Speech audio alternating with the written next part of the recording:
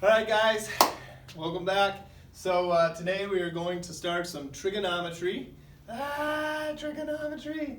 So it's not bad though, right? So we'll get you started a little bit slow. What I want to do really is just kind of give you a little background about what trigonometry is, why we use it, and just help you understand functions a little bit. So I want to talk about functions for a little bit. Now, on your calculator, you've probably seen these buttons before. There's 3 buttons on there, and a lot of people call them sin, cos, and tan. First thing I want to do is clear that up right now. So the real words are sine, cosine, and tangent. And yes, we abbreviate them on the calculator, and even when we write them, we abbreviate them. But it doesn't mean we say them differently, right? So you've probably seen this abbreviation before.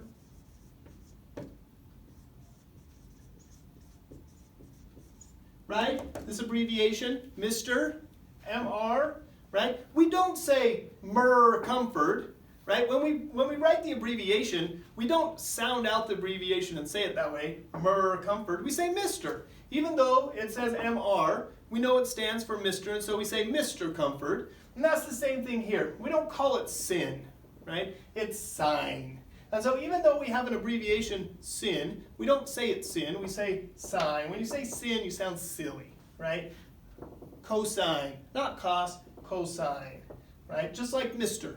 Mr, we say the word, and we say cosine, we say sine, we say tangent. So these are our guys, sine, cosine, tangent. Again, you've probably seen them on the calculator. And the way I'd like to talk about that is they're just functions. And remember what a function does. We've talked about functions in class before. You have lots of functions. You have the square root function that we've worked with a little bit. You have squaring. You have even simple functions like add, subtract. Right? But let's talk about the square root function for a minute, because that's one we're familiar with a little bit more.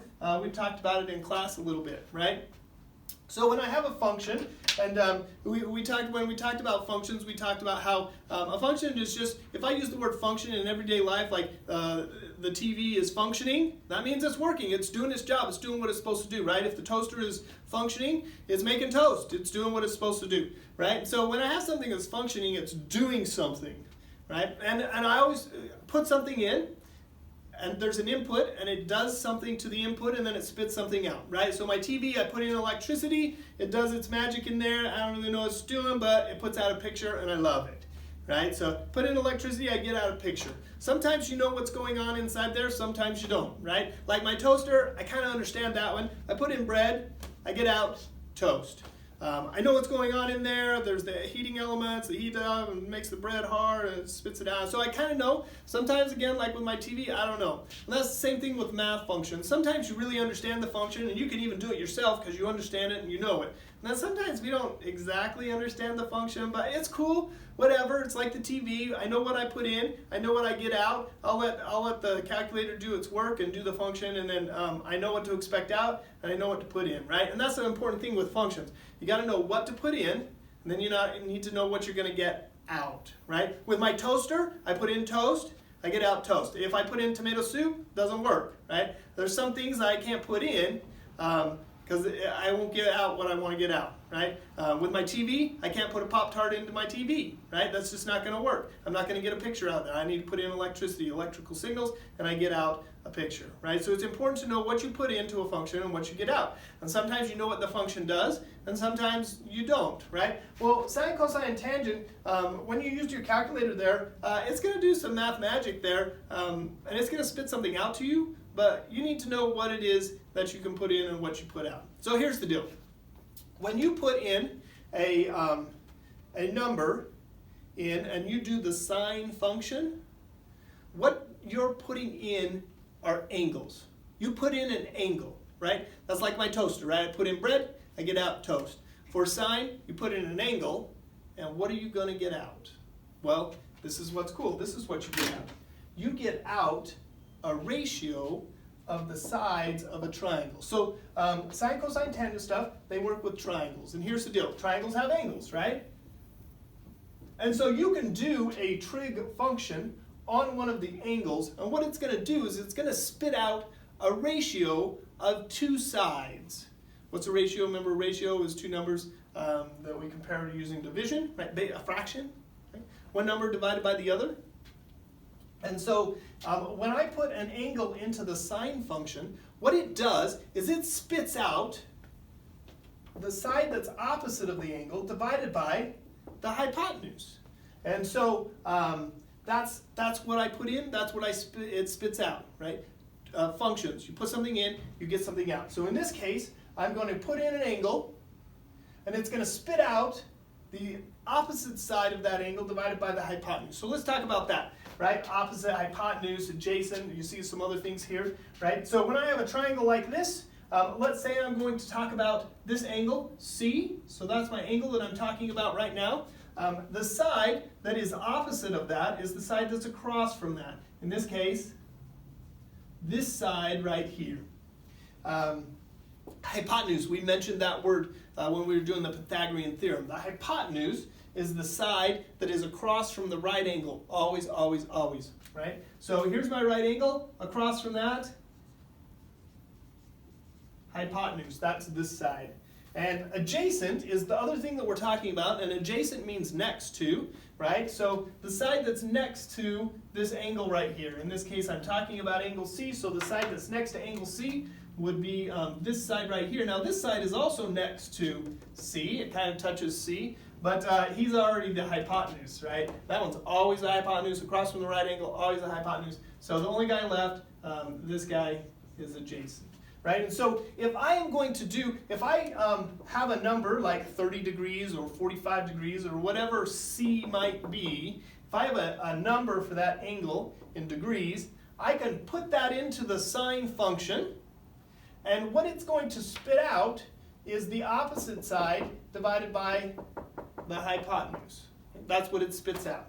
Right? Now here's where this gets a little bit weird and a little tricky. This is the setup if I'm talking about C. What if I was talking about A, right? What if I'm talking about angle A? Well, if I'm looking at angle A, the hypotenuse is always the hypotenuse, so he's still the hypotenuse for this blue setup right here, across from the right angle, hypotenuse, right? But this time, if I'm talking about angle A, this is the opposite side, the side across from the angle I'm talking about. And then this side that's touching A, that's next to A, that's the adjacent side for A. So this is where that gets a little tricky.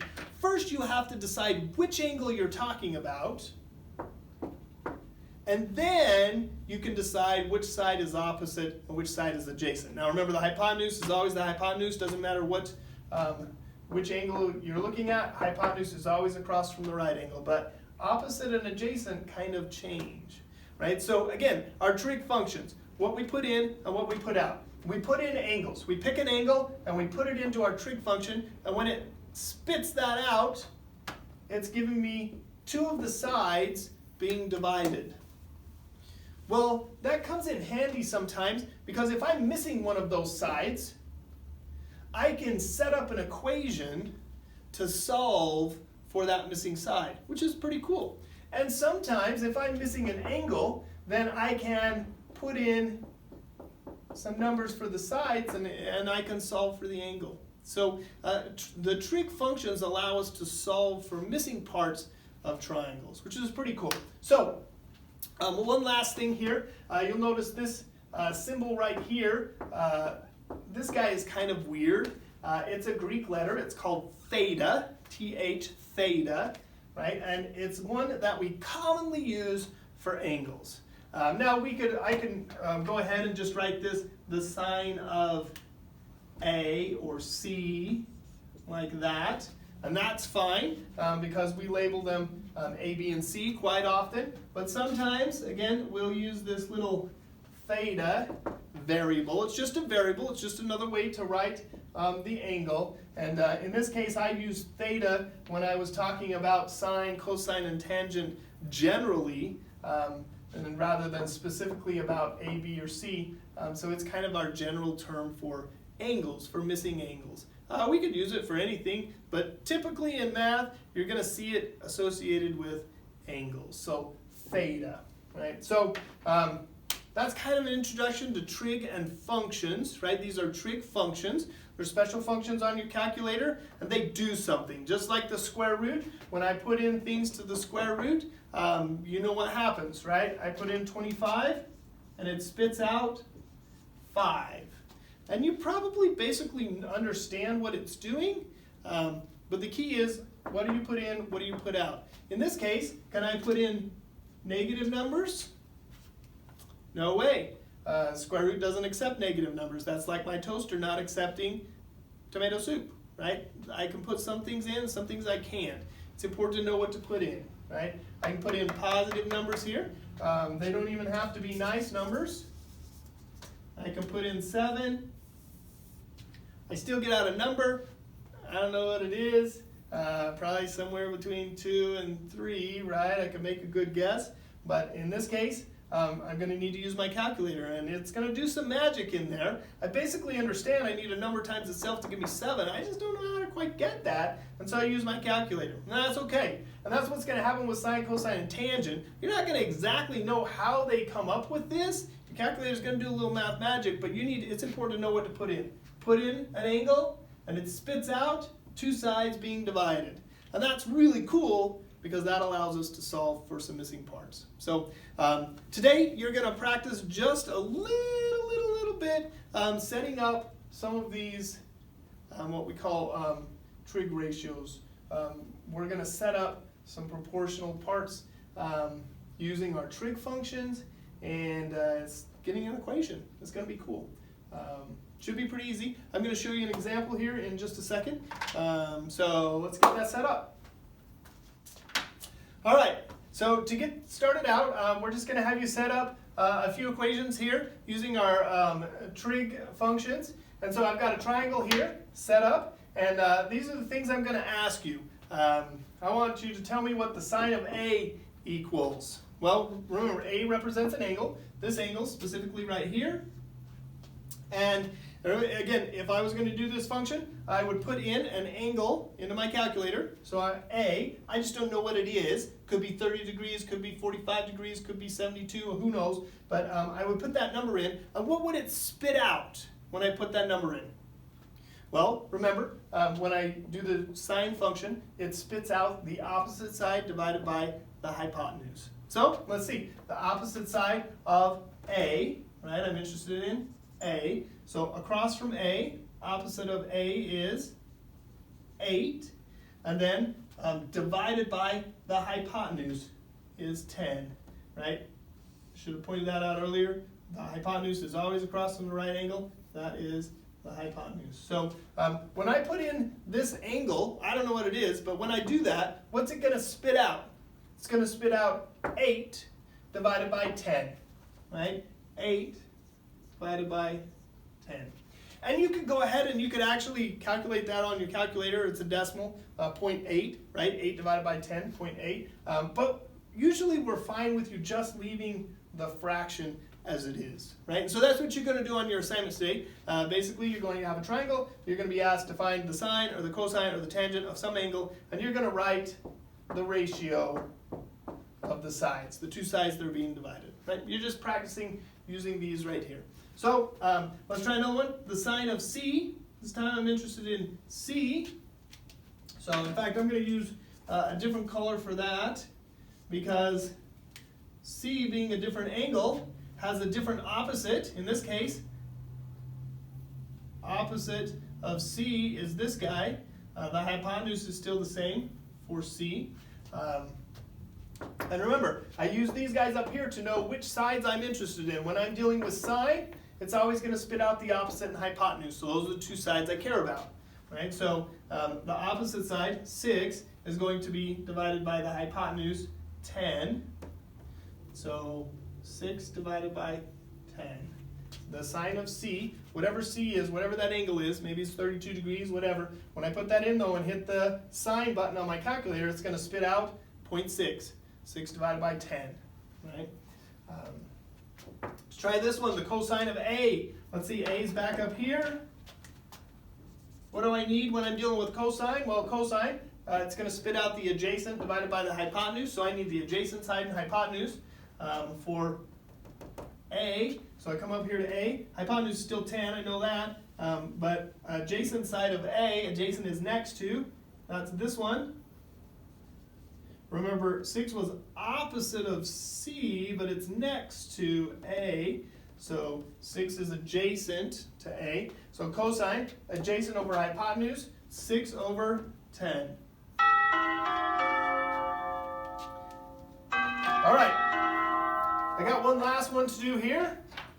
That is the tangent of C. So I'm going to jump up here. When I use the tangent function, I put in an angle and it spits out the opposite side divided by the adjacent side. So here's C. The opposite side is 6. I found that earlier. Adjacent to C would be next to C. So adjacent next to. Again, remember, this is opposite of A, but it's next to C, right? It's touching C. A, it's across from. So adjacent and opposite are the two sides I need for tangent. Opposite comes first, 6 over adjacent side, 8. All right, so that's what you're going to be doing today. You're just going to be writing a few equations like this. You're going to leave these ratios as fractions. You don't need to divide them to get a decimal answer at this point. You can just write the fractions. You identify which angle you're interested in, because remember, the opposite and adjacent change depending on what angle you're looking at. So identify the angle, then look at the trig function and see which sides you need. Go find those sides, write them as a fraction, just like that. That's all you're doing. You're going to look at the triangle, you're going to grab the two sides that are associated with that trig function, write them as a fraction, just like I did.